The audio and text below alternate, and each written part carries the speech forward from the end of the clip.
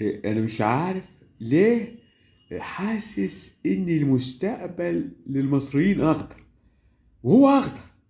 اها، اذا ما كانش هو هيبقى اخضر، يبقى احنا عملنا ايه من ساعة ثورة يوليو 1952، لما جه عبد الناصر قام بالثورة علشان الشعب. جيت انا كسادات، حققت إنجاز أكتوبر ووعدت الشعب بالرخاء، وحصل رخاء في الانفتاح الاقتصادي. جه حسني مبارك قاد ضربة قوية وحقق إنجازات على أرض الواقع.